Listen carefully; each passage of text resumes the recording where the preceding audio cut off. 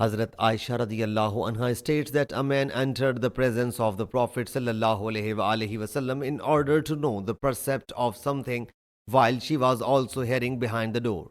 He submitted, O Allah's Apostle sallallahu alaihi wasallam, I awake sexually defiled at the time of the prayer.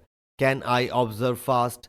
Allah's Apostle sallallahu alaihi wasallam said, I also sometime awake at the time of a prayer in a state which necessitates a bath, and I observe fast. He submitted, O Allah's Apostle sallallahu alaihi wasallam, you are not alike of us. Allah Jalla Jalaluhu has pardoned your former and coming dhanb. I submitted, Allah Jalla Jalaluhu has pardoned the sins of your formers and of your laters on account of you.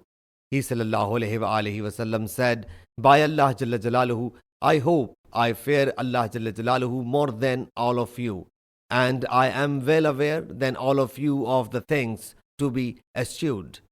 Sahih Muslim Hadees number 2588.